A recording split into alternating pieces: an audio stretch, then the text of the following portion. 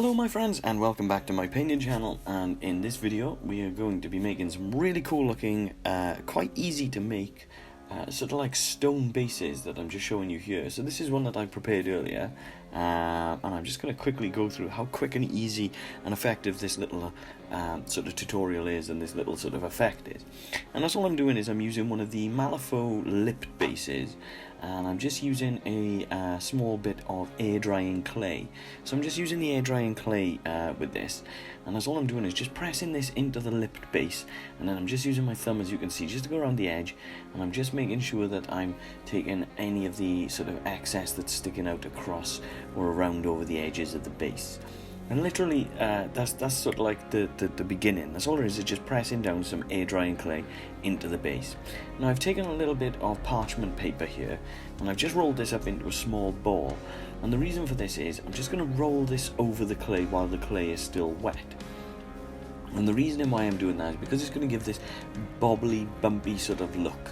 And the reason for that is so that the stones then don't look too uniformed or don't look too flat, or they don't have sort of fingerprints through them and things like that.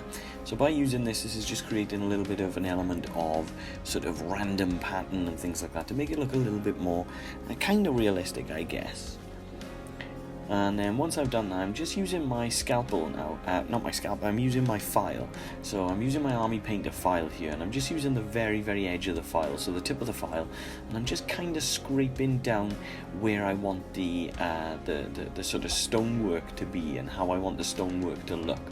So that's all I'm doing is I'm just trying to scrape sort of into the clay itself, just kind of giving myself a rough guide as to where the stonework is going to be. So it's easy to draw and scrape through the first layer because you're taking them all sort of all these lines in sort of like a straightforward pattern, so they're all going in the same direction. So we're going to randomize this up in the next part when we sort of turn this to the side and we start picking out the individual stonework. And that's all I'm doing is just going back through those little areas that I've done, and I'm just trying to pick up on any of the bits of clay and things like that that are just sitting in between. You can give this a tap on the desk and all those little bits will come out. But you don't need it to be looking too perfect or precise, because this stonework, you know, we want these stones to look sort of old-fashioned and well-worn and things like that. So like I say, once that bit is done, all I'm doing now is just mapping out sort of like where the stones are going to be. So we've got our straightforward, easy lines to follow, and then we're just picking out sort of like random patterns as to where the stones are going to be. Now you could make this really uniform if you want, and just do these in a very strict and structured sort of square type. For me, I'm making this a little bit more random so that it looks a little bit more sort of like handmade, I guess, so that, say if the stonework was made by hand and the stones were all sort of varying shapes and sizes, then that kind of creates a little bit more of something a little bit more interesting to look at. But that's just me personally. I mean, you could build these up, as I say, a lot more uniformed and things like that. Something to be careful of is, as you're using the tip of your scalpel or your file or anything like that, what does happen is you do end up pushing the clay around a little bit. So you do, you can kind of get a little bit of a lip around the edges of the stonework. But again, using that file, you can just sort of file that down a little bit again, and you can kind of rough that up a little bit and things like that. So it's all sort of like done by hand. It's all, none of it's perfect. It's all done in that way on purpose, so that again it looks a little bit rough, looks more sort of individual, and it does look a little bit more sort of like handmade stone and things like that. So these are the three that I've done, just going around and making random patterns in each one. And once the clay is dry, something to be careful with the clay when it's drying is sometimes when the clay is drying, it does expand and it does move around a little bit.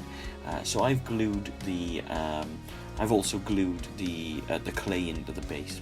But once it's dry, that's all you're going to do then is paint across it. So to begin with, I'm just using a nice flat black colour, and you can use any black colour that you like, whatever is your go-to normal black colour. So I'm just using this as a base coat for those stones, and I'm just making sure to cover the whole system, the whole base, the whole area where the clay is in this black colour. Now from there, I'm going to use a Stonewall grey from Vallejo. Again, you can use sort of any grey, like mid-tone grey that you like. So it's always good to use the mid-tone grey first, and then use just an edge highlight or a little bit less of sort of a lighter grey. So I've used the mid-tone first with the Stonewall grey, and then I'm using a highlight of Sky grey as well from Vallejo. So both very easy, simple paints to come across. You know, you can use any greys that you like. It's always important to do a mid-tone and then a highlight.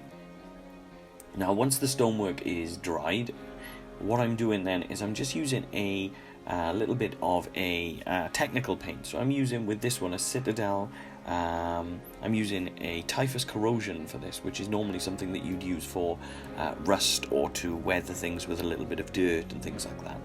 And that's all I'm doing is I'm just putting really large splodges into small and random patterns in between the cracks, just to add a little bit of weathering, a little bit of character to it, make it look a little bit more worn out and a little bit more unique as well.